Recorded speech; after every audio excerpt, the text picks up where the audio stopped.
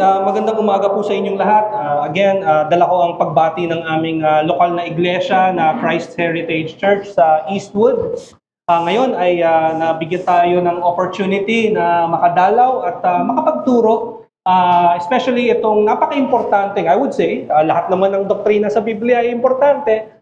Pero ito isang bagay na kailangan as sana, Lord willing, ay maintindihan natin kasi kung meron tayong mga sariling mga goals sa buhay natin, or marahil whatever your goals are in your life, specifically kung anong gusto mo mangyari sa iyong buhay, sa iyong pamilya, okay lang yun kasi natural na meron tayong mga goal sa buhay natin. Ang Panginoon, meron ding goal in a sense para sa ating lahat. At yun ay sa teolohiya, ito yung tinatawag na beatific vision. Okay? Sorry, ang left by, paano ba ito? Ayan, okay. Yan. So, the beatific vision. Okay? So, vision, ibig sabihin, sight. Okay? The beatific vision, ito, ang goal ng bawat tao ay makita ang kaniyang Diyos. Okay? It is to see God. Okay? It is to see His Creator. That is the highest goal of mankind. In fact, ito yung tinatawag na ultimate happiness ng humankind. Ito yung talagang magbibigay ng kasiyahan sa isang tao. Kung ang buhay Kristiyano ay race, and we know that it is, ito yung finish line, beatific vision. Okay? Para makita natin ang Diyos. May idea tayo na ang hangganan ay pag dumating na si Kristo, tayo ay mapupunta sa langit. Makakasama na natin siya. Pero anong ibig sabihin nun? Yun ang ating nawa ay maintindihan natin. Pag pumunta tayo sa langit at kasama na natin ang Panginoon, makikita natin siya. Okay? Now, yung salitang beatific vision, galing yan sa salitang beauty. Malamang beautiful, at doon din galing yung word na blessed. Yung blessed ay doon galing yung salitang happy or joyful. Kung naalala ninyo, in fact, sa Matthew chapter 5, di ba po, may tinatawag doon na the Beatitudes. Okay? Doon po galing yun, the Beatitudes, beatific vision. Okay? So, galing po sa iisang salita ito, okay? So, blessed are the poor in spirit, blessed are those who mourn. In other terms, sa original na lengguwahe, yan ang ibig sabihin niya ng blessed ay masaya, kasiyahan. Joyful are the poor in spirit, joyful are those who mourn. So, tamang sabihin na yung beatific vision, it is a joyful vision. It is a happy vision. Ito yung pag nakikita natin ng Diyos, tayo ay nagiging joyful. Okay? Yun po ang ibig sabihin ng beatific, or again, galing sa Beatitudes. Okay? Now, meron akong mga 10 points. Tatry natin siksikin ito. 10 points para mas maintindihan natin ang beatific vision. Okay? Para mas maintindihan natin, what does it mean? Una, ang beatific vision po ay nag-advance. Sorry. Oo. Sige, so ang beatific vision, so itatry ko na lang i-left, pero ang unang punto ko ay, ang beatific vision ay Christ-led. It is a Christ-led vision. Walang kahit sino po sa atin ang may kakayahan na dalhin ang kanyang sarili para makita ang Diyos. Walang kahit sino. Okay? Si Kristo lamang ang kayang magdala sa atin doon sa goal na yon. Nabanggit ko po kanina na kung ang Christian life po ay isang race, finish line yung goal ng bawat race, di po ba? Pag tumatakbo tayo, marahil sabihin natin na sariling kakayahan natin yon, kaya tayo naabot sa finish line na yon. Pero pagdating sa beatific vision, si Kristo lamang ang kayang magdala sa atin doon. Okay? Only Christ can lead us to the sight of God. Now, of course, sabi din Sabi po sa Hebrews chapter 12 verse 14. Ang sabi dito, strive for peace with everyone and for the holiness without which no one will see the Lord. Nakita nyo? Yung ending ng buhay ng isang tao, seeing the Lord. At sabi ng author ng Hebrews, kapag ikaw ay hindi nag-strive o ikaw ay hindi nag-pursue ng kabanalan, hindi mo makikita ang Diyos. Pero of course, yung nagsulat po niyan or yung nag-preach niyan ng Hebrews, ang ibig niya sabihin, of course, is as you are pursuing holiness, habang kayo ay nabubuhay ng may kabanalan, may kakayahan kayong gumawa nun dahil lamang kayo ay binibigyan ng kakayahan ng banal na Espiritu. Dahil kayo ay may pananampalataya kay Kristo, walang kahit sino ang kayang mag-pursue ng kabanalan apart from the Lord and Savior Jesus Christ. And so, yun po ang ibig sabihin ng Hebrews chapter 12 verse 14. Kapag kayo ay na kay Kristo, kayo bibigyan ng kakayahan ng banal na Espiritu na mamuhay ng may kabanalan, kayo po, ayun ang ending, makikita nyo ang Panginoon. Di ba't napakagandang marinig nun? Right? And sa ngayon, hindi natin nakikita ang Diyos. Hindi po ba? Pero may pangako sa Biblia, makikita natin ang Diyos. Okay? So Christ, because of His perfect obedience, dahil sa Kanyang perpektong pagsunod sa layunin ng Panginoon, kaya na tayong dalhin doon sa reward ng beatific vision. Reward po siya. This is a reward na hindi po natin merit, na hindi po tayo, hindi dahil sa kakayahan natin. Dahil lamang ito sa kakayahan ng ating Panginoong. Okay? Dahil sa Kanyang holiness. Sabi sa Hebrews 12, without holiness you will not see the Lord. But with the holiness of Christ. Dahil sa Kanyang perpektong pagsunod, hindi siya nagkasala, dadalhin na tayo doon sa napakasayang end. At yun ay makita ang Panginoon. Pangalawa, ang beatific vision, hindi siya primarily yung makikita natin ang katawan ni Kristo. Tandaan po natin, si Kristo, namatay po siya sa krus. Hindi po ba? Namatay siya, tapos after 3 days, siya po ay nabuhay muli. Okay? Nabuhay po siya muli. At marami nakakita sa kanya bilang proof na talagang siya'y buhay. At siya'y may katawan. Hindi lang yun, marami rin nakakita sa kanya na nag-ascend siya sa kalangitan. Okay? At siya ngayon ay nakaupo sa trono. Okay? Sa right hand of the Father, ika nga. Pero ang beatific vision, pag pumunta tayo sa langit, pag dumating na uli si Kristo, okay? Yun po yung pinag-uusapan natin, hindi po yung tinatawag na intermediate state. So by the way, yung intermediate state po ay kapag tayo ay namatay na ang ating kaluluwa, kapag tayo ay na kay Kristo, diretso po ang ating kaluluwa sa Panginoong Hesus. In one sense, masasabi natin merong beatific vision doon, pero ang talagang fulfillment ng beatific vision ay yung kapag dumating na si Kristo at tayo ay nabiyayaan na ng bagong katawan. Yung glorified body, ika nga. Now, kapag tayo nagkaroon na ng glorified body at nandun na tayo, kasama natin ang Panginoong Yesus, siya ay bumaba na, dinala niya ang kalangitan. Diba? Magiging new heaven and new earth na. Kung hindi po natin yung makomprehend sa ngayon, of course, na parang pagsasamahin ng ating Panginoong Yesus, ang kalangitan, heaven, at ang lupa, earth, new heaven and new earth, dadalhin niya. Okay? Ang beatific vision ay hindi lamang yung makikita natin siya, kasi natural na po yun, we will see Him. Makikita natin yung katawan ni Kristo, kasi talagang siya'y magpapatuloy ang kanyang pagiging tao. Diba? Ang alam ko po yung nag-aaral po kayo currently ng pag-aaral patungkol sa Panginoong Hesus, hindi po ba? Malamang nadaanan nyo na rin po yung kanyang pag-assume ng katawan at kaluluwa. Habang buhay na pong ganun yun. So makikita po natin ang katawan ng Panginoong Hesus, totoo po yun, pero ang beatific vision, it's more than that. It's more than just seeing yung katawan ng ating Panginoong Hesus.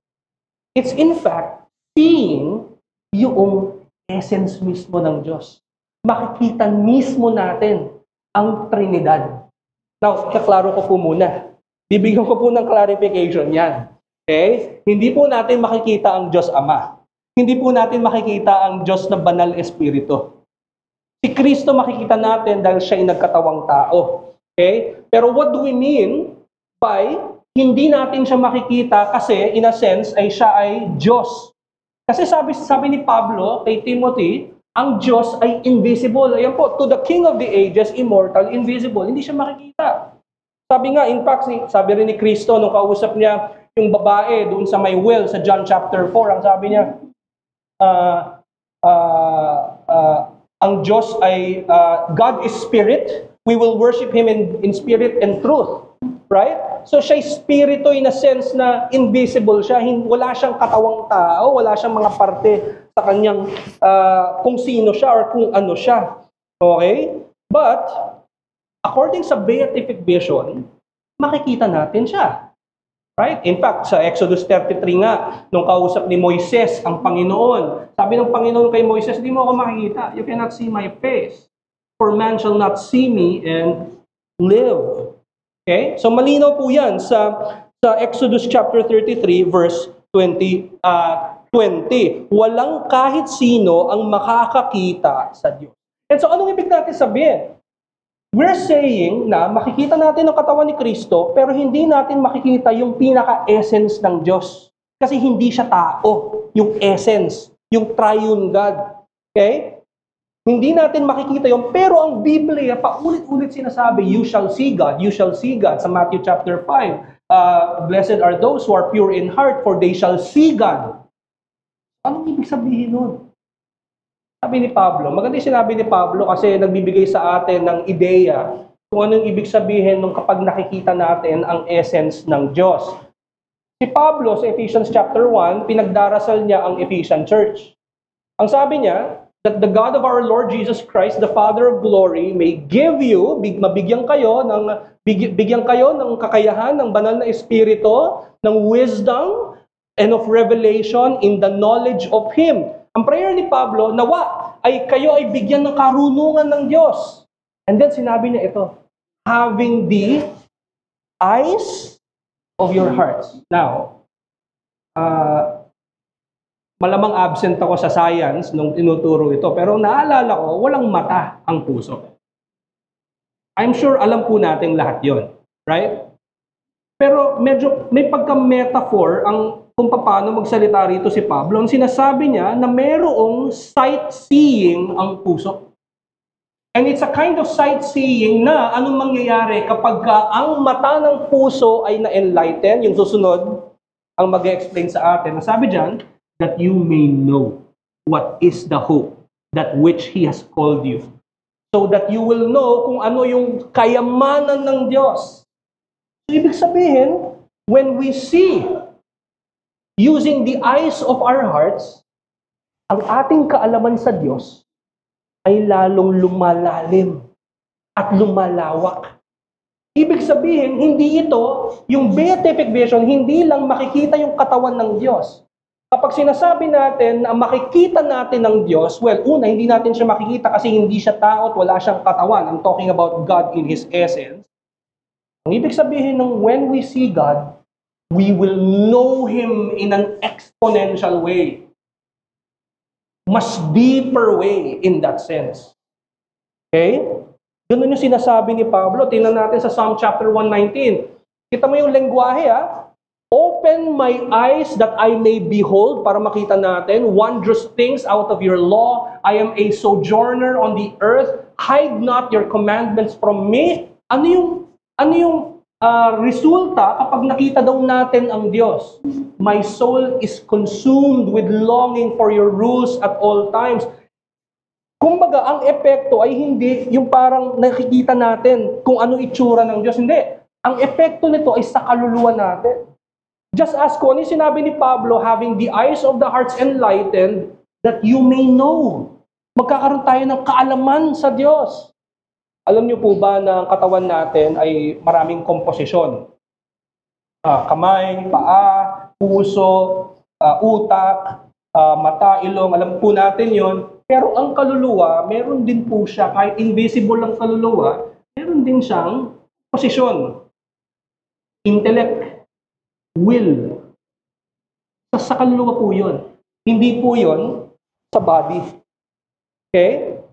And so, kapag nakita natin ang Diyos sa lengguwahe ng Biblia, ang epekto nito ay magkakaroon tayo ng kaalaman sa Diyos. May alam na tayo sa Diyos ngayon based on sa ating mga natututunan kada linggo, kada Lord's Day, pero pagdating ni Kristo at nakita natin si Kristo, makikita natin ang essence ng Diyos in a way na ang ating kaalaman sa Kanya ay mas lalong lalawak.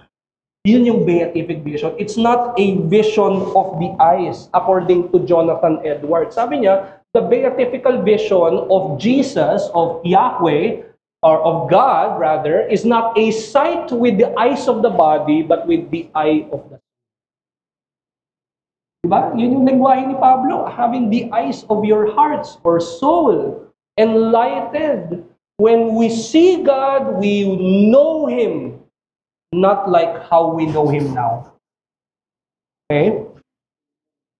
So, sabi din ni Samuel Parkinson sa To Gaze Upon God, the beatific vision entails a paradox of somehow seeing the invisible. Okay? I recommend that book. Kung gusto niyo pong mag-aral patungkol sa beatific vision, napakaganda pong book niyan. Historical din po siya at pinresent niya kung ano yung mga views ng medieval at reformed period pagdating sa beatific vision. Okay? So again, mabilis na recap, ang beatific vision, yes, makikita natin si Kristo, totoo po yun. Pero there's more to that. Makikita natin ang essence ng Diyos. Pero wait, sabi ng Biblia, hindi mo makikita ang Diyos with your eyes. Pero makikita mo siya ng mata ng kaluluwa mo. Ang ibig sabihin, no, metaphor yun, mas makikilala natin siya. Yung alam mo sa Kanya ngayon, incomparable po yan. Hindi mo makukumpara yan. Pagdating ni Kristo, yung kaalaman mo sa Diyos ay sobra pa. Sabi nga ni Pablo sa 1 Corinthians 13, alam lang natin, kilala lang natin siya, ang Diyos ngayon, partially in a sense, pero dadating yung panahon, in full, yung ating kaalaman sa Kanya. Okay? Pangatlo,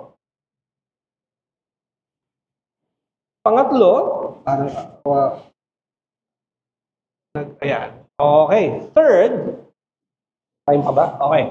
In the beatific vision, the more we see God, or the more we behold of God, the more we become like Him. Now, mayroon akong theological word na nilagay dyan, yung theosis. Ang word na theosis, usually, maraming medyo naging allergic ang mga evangelical churches pagdating sa word na yan. Kasi nga naman, marami ng mga heretical na views na may mga false religion na may paniniwala na kapag ikaw ay naniniwala sa kanilang paniniwala or ikaw umanib sa kanilang church, ang ending mo ay magiging God ka. Hindi yun ang ibig nating sabihin kapag ginamit natin yung term na yan. Theos kasi ibig sabihin yan, Diyos. Okay? So ibig sabihin, the more na nakikita natin ng Diyos, the more na nagiging katulad natin siya, pero not in a way na tayo'y magiging Diyos. Clarification po, pagdating natin sa new heaven at new earth, dumating na si Kristo, mananatili po tayong creatures. There will always be that distinction na ang Creator ay Diyos, tayo ay mananatiling creatures. Okay? Hindi po mangyayari na tayo ay magiging Diyos.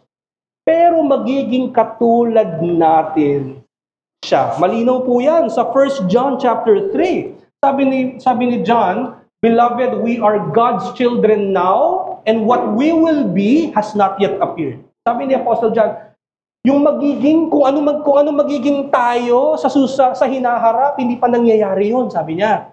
And then he said, but we know that when Jesus appears, we shall be like Him.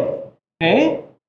Because we shall see Him as He is. Magiging katulad natin siya in what way? I-explain po ni John sa susunod na sentence. Sabi niya, and everyone who thus hopes in Him purifies himself as he is pure. Sabi ni Apostle John, ngayon pa lang, pinupurify na natin ang ating sarili. Ibig sabihin, pinapatay na natin ang ating mga kasalanan ngayon para tayo mas maging pure na katulad ng Panginoong Hesus. Ngayon, nangyayari na yon. Pero, pagdating ni Kristo at tayo'y nasa beatific vision na, patuloy tayong magiging katulad niya in His holiness. Nag-grow tayo.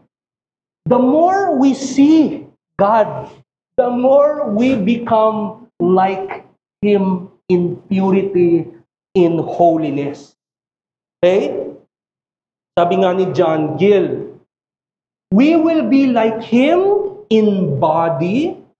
Patungkol kay Kristo. Sabi nga di po ba sabi ni Pablo na ang glorified bodies natin ay ang example ng glorified bodies natin ay yung glorified body ni Kristo. Okay? We will be like Him in body, fashioned like to His glorious body, in immortality and incorruption, in power, in glory and spirituality, in a freedom from all imperfections, sorrows, afflictions, and death. Wala pa po ako sa kaluluwa, nandun pa lang po ako sa katawang pantao. Hindi po ba't nagbibigay ito ng napakagandang assurance sa atin, mga kapatid? Tayo, na sa lengguwahe nga ni Pablo sa 2 Corinthians na ang mga katawan natin ay nagwe-waste away. Tayo'y tumatanda hanggang tayo ay mawala na. Hindi lang yun, ngayon pa lang tayo nagkakasakit. Right? Tayo nasusugatan physically. Masakit yung sugat na physically. Sa katawan yung tama nun. Pero sa kaluluwa, meron ding tama. Kapag kayo ba ay na-broken-hearted na, nasaktan na ba kayo?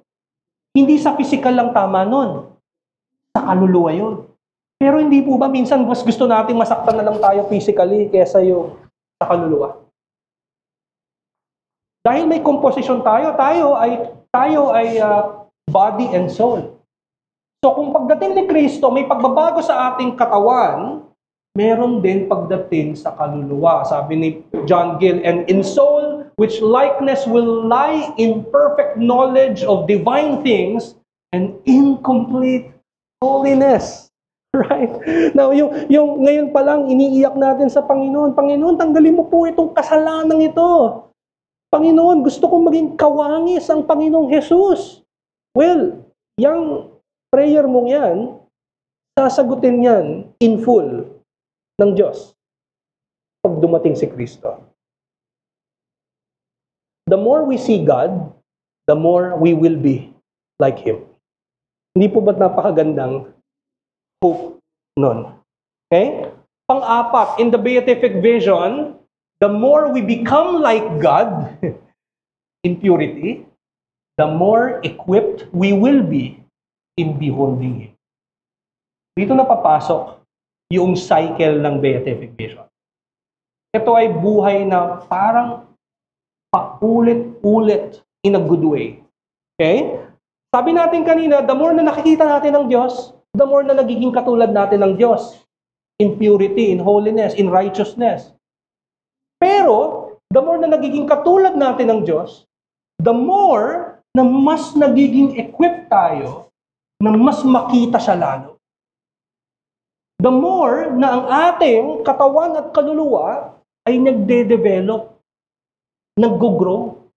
Kaya nga po ang glorification, yung kapag tayo ay nabigyan na ng glorified body, ang buhay po natin hindi yung parang stagnant lang na ganito.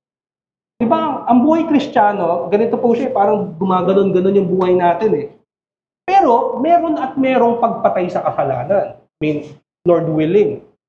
Pero pagdating sa kalangitan, pagdating ni Kristo, wala nang pababa ang buhay natin. Di ba yung buhay natin, parang siguro, i-chart ko lang, no? Parang gumaganon eh, dahil sa kasalanan ngayon.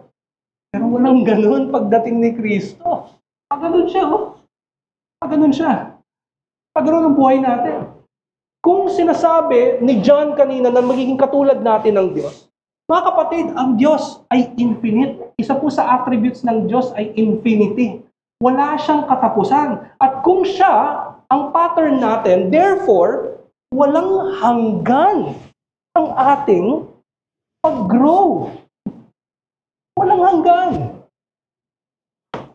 Sabi nga ni Joshua Sommer, sa kanyang isang sermon, pagdating sa beatific vision, sabi niya, man must be constituted appropriately to see God. So, ang ibig niya sabihin dito, ang tao, pag dumating si Kristo, ang tao ay dapat properly equipped ang isang tao para makita niya ang Diyos. Ngayon, hindi tayo properly equipped. Hindi natin kakayanin. Dahil ang ating mga katawan ay hindi pag-glorified. Pero pagka binigyan na tayo ng Diyos ng bagong katawan, okay? Yun ay katawan, equipping yun ng Diyos in order for us to better see Him. Okay? So sabi niya, so long as man has sinned, he will not see God. A complete godlikeness does not happen in this life. Ang ibig, again, clarification lamang po. Ang ibig sabihin ng godlikeness dito ay parang Christ-likeness, in holiness, in purity. Okay? But upon the revelation of God in Christ, God by His power will immediately cause a change in us that will make us fit to behold God. Bibigyan tayo ng bagong katawan, bagong mga mata, para fit tayo makita ang Diyos. At pag nakita natin ang Diyos, anong epekto pag nakita mo ang Diyos? Sabi ni John, when we see Him, we will be like Him. So ang epekto, magiging kawangis natin pa siya lalo. Mas lalo tayong magde-develop in body and soul. Okay? Ganun ang epekto ng beatific vision. So the point here is that the beatific vision is a perpetual cycle. Perpetual, ibig sabihin, nagpapatuloy, walang hanggan. Cycle, ibig sabihin, paulit-ulit siya. It is a perpetual cycle of ever-increasing growth. At yun ay nagsimula na po nung kayo ay nanampalataya sa Diyos, kay Kristo. Nung kayo ay nagsimulang tumalikod sa inyong kasalanan at manampalataya sa ginawa ng Panginoong Hesus sa kanyang person at sa kanyang gawa, nagsimula na ang growth na yon. Well, ang good news dito, wala pong katapusan yung growth na yun. At ang kagandahan po nito, even death will not stop us from that growth. We will pass away, but when Jesus returns, it will be an ever-increasing growth. Mga kapatid, tingnan po natin, di po ba meron tayong tinatawag na sanctification? Yung sanctification, ito po yung kapag tayo ay pinapatay natin ang ating mga kasalanan, at tayo ay nananampalataya sa Panginoong Hesus, tinitingnan natin ang krus, siya ang ating ehemplo ng perpektong buhay, at siya rin, whenever we look to the cross, tinitingnan natin ang ginawa ng Panginoong Hesus, nabibigyan tayo ng pag-asa na ang kasalanan natin ay pinatay na at hinusgahan na ng Panginoon sa krus. Okay? So, hindi dapat tayo mawalan ng pag-asa. And so, papatayin natin ang ating mga kasalanan sa tulong ng banal na Espiritu, at tayo ay nagko-cultivate ng kabaliktaran na grasya nito or kabaliktarang biyaya nito. Okay? Yun yung sanctification natin, yung patuloy natin pagpatay sa kasalanan. Okay? At ang nangyayari po yun by faith. Diba sabi nga ni Pablo, ang buhay natin ngayon ay by faith, hindi by sight. Hindi siya by sight kasi hindi pa natin nakikita literally ang Panginoong Hesus, hindi pa natin nakikita ang Diyos.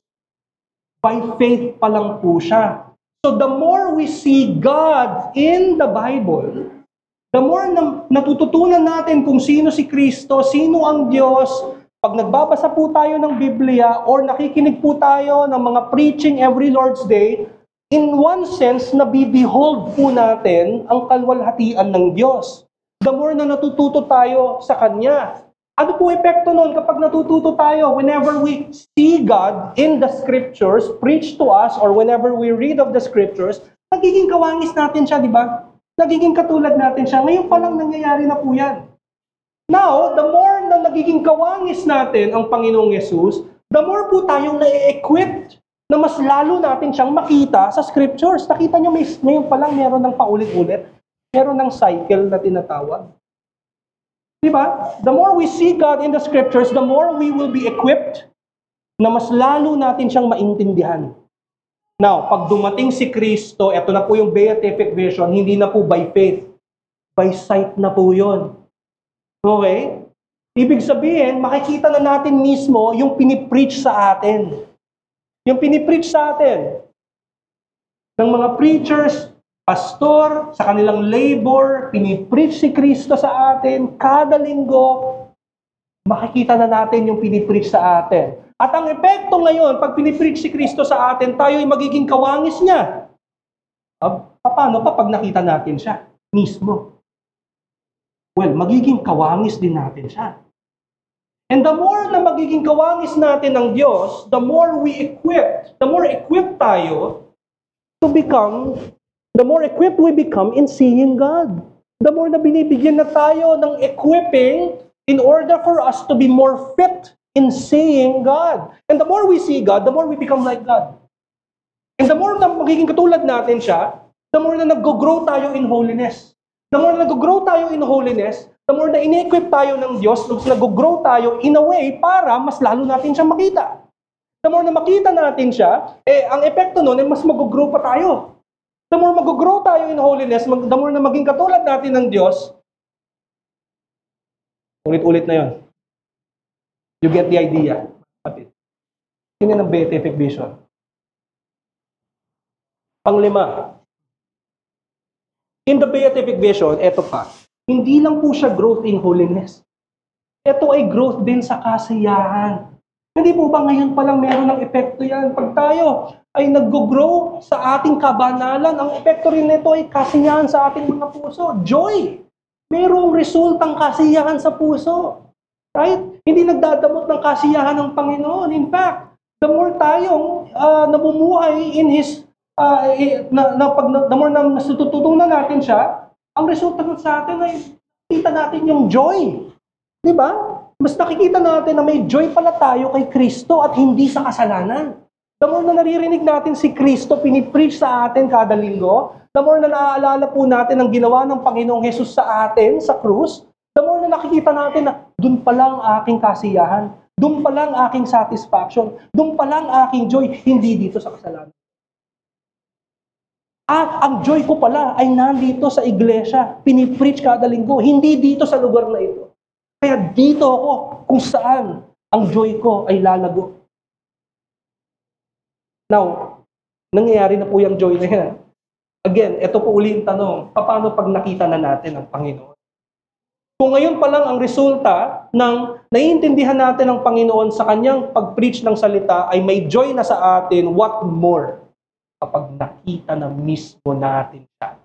At babalik ako doon sa napaka-specific na attribute ng Panginoon or yung characteristic niya. Isa sa mga characteristic niya or attribute niya, siya ay infinite. Ibig sabihin, hindi siya limitado. Wala siyang limit. At kung wala siyang limit, may limit po ba ang joy? Wala. Tandaan niyo po, wala pong time pag dumating na si Kristo, never pong mangyayari sa atin na sasabihin natin sa Diyos, Diyos, tama na. Panginoon, tama na. Okay na ako, masaya na ako, hindi ko na kailangan. Hindi po mangyayari yun. Hindi mangyayari yun. Ang nabibigay sa atin ng pighati sa buhay na ito ay kasalanan.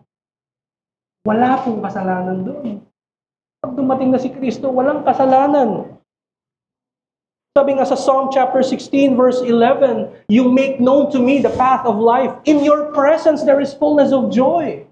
Right? How much more?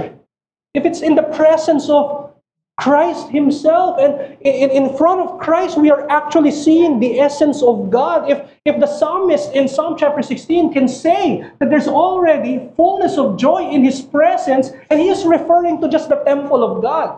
Imagine po natin yung konteksto nito, yung nagsusulat nito, ang konteksto niya na meron na siyang joy pag siya'y nasa templo. Yung fulfillment ng templo. Ngayon, church, mas increased yung joy natin ngayon. Mas lalo pa po dumating si Kristo.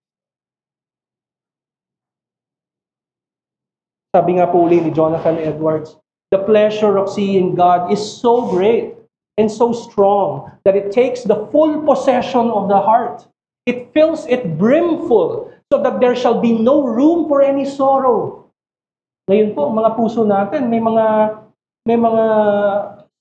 room pa for pighati, for sorrow, for sadness.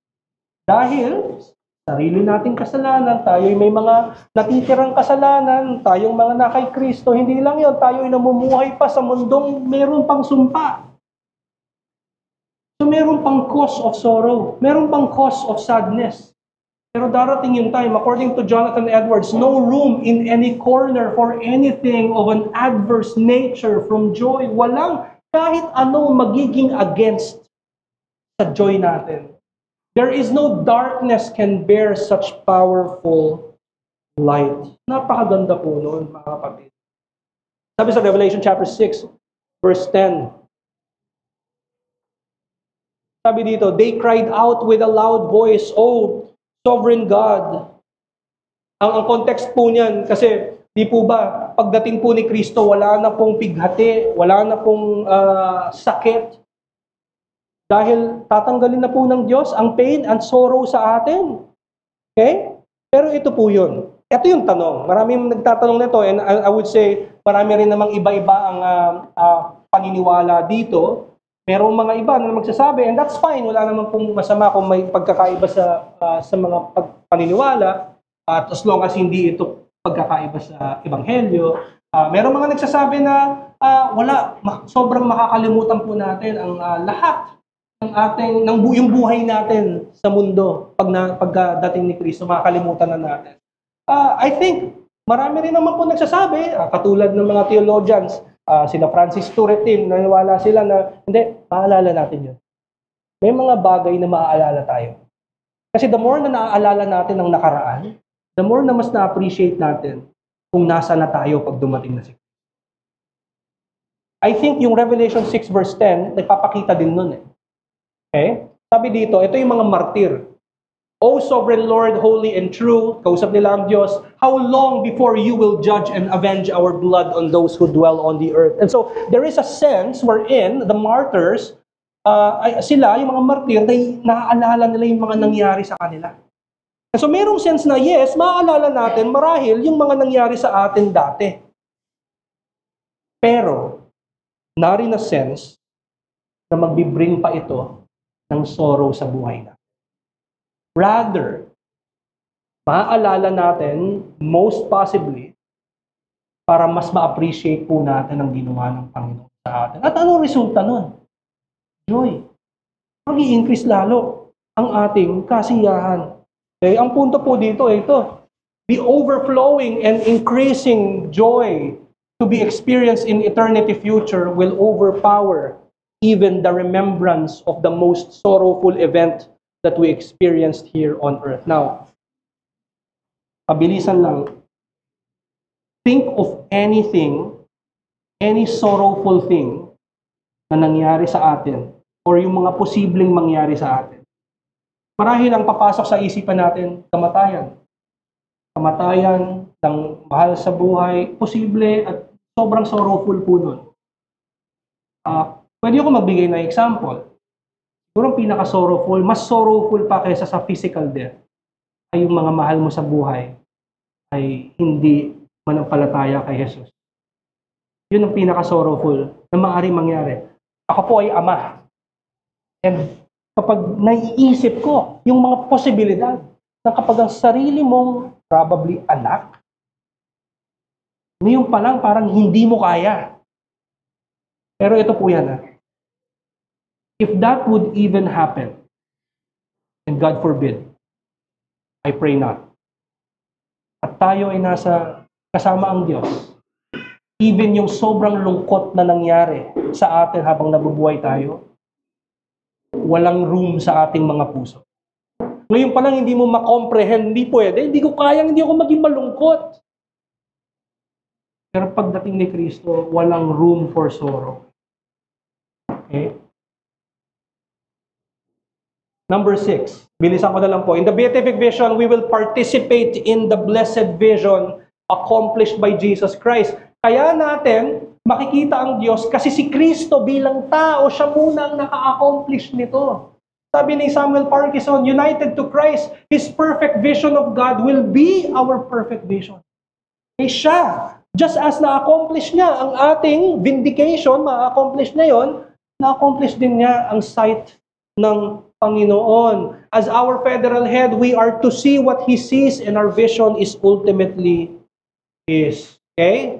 Skip ko muna yung iba. Number 7, the beatific vision will be mediated by Christ. Hindi na, imposibleng makita natin ang Diyos kung si Kristo ay hindi pumapagitna. Kaya natin forever makikita ang Diyos. It's because Christ is our mediator. Okay? Because He is our mediator, even in the new heaven and new earth, He will continue to be so. Our beatific vision will never end. Pangwalo, so dalawa na lang, mabilisan lang po. Ang beatific vision ay Trinitarian. Trinitarian vision po siya. Okay? Hindi po natin sasabak, kumbaga parang baliwala yung dalawang persona. Of course, kasama po yan. Sabi ni Samuel Parkinson, we shall behold the glory of God in His essence, and we shall behold this glory in the face of Jesus Christ by the unveiling and illumining ministry of the Holy Spirit. Okay? Number 9. Ito, medyo importante po itong number 9. The beatific vision is a vision shared by the children of God. We will share it with the people of God. Ito po yan. Paano yung mga kagalit mo ngayon? Pero Kristiyano. Dadating yung time na hindi mo na sila kagalit. Tanggapin nyo na po yan ngayon pa lang. Tanggapin na po natin. It will come. And I say that in a good way. Of course, that's good. Okay? Hindi ko sinasabing bad yun. Okay? Ito yung maganda doon. Our joy will be their joy, and their joy will be our joy. Ngayon, di ba sabi ko po, tayong lahat ay nag-grow? Mag-grow din sila, at yung growth nila, matutuwa ka, hindi ka maiinggit. Ngayon siguro dahil may kasalanan tayo, merong ounce sa atin na buti pa to si namumuhay ng banal. So reconciliation is absolute in the new heaven and new earth. And lastly, sorry, niskip ko na po yung mga iba kong quotes ha. Number 10, the beatific vision is the absolute telos, meaning purpose of the children of God. Ito ang pinakalayunin. Alam nyo ba, sa Garden of Eden pa lang, in one sense, alam ni Satanas na ang ending ng isang tao ay yung maging katulad niya ang Diyos. Naalala niyo ba yung temptation ni Satanas? Sabi niya kay Eva, for God knows that when you eat of it, your eyes will be opened. See? Your eyes will be opened. At anong resulta? You will be like God. In some sense, may idea si Satanas. Hindi siya omniscient, by the way. Pero mukhang natural kay Adan at kay Eva and even kay Satanas na ang ending ay makita ang Diyos at maging katulad siya at maging kawangi siya. Pero ang gusto ni Satanas, mag-shortcut ka. Gawin mo yung method ni Satanas para mapunta ka doon, pero hindi yun yung method ng Diyos. Pero naman si Satanas, di ba? So, of course, may idea si Satanas at may idea si Adam and Eve. So, a few lessons before we end. We should all desire the beatific vision. We should all desire to grow in Him. At paano po natin yun mamamanifest ngayon in a sense na we should desire to be here in the local church every Lord's Day. You know why? Because I know that Christ will be preached to me. If I were somewhere else, I will not hear Christ. I should be here. Right? In that sense, i-desire natin ang beatific vision ngayon pa lamang. Parang yung sinabi ni Moses, please, show me your glory. Nawa, ganito din ang ating mga puso ngayon. Pangalawa, in worship, we are beholding God's face and we are becoming more like Him. Again, like I said, as we learn more about Christ in the preached word. Number 3, in glory, the most mature is yet an infant compared to the perfected, perpetual, and unending satisfaction you will experience in the beatific. Okay, that ends. May question? Okay.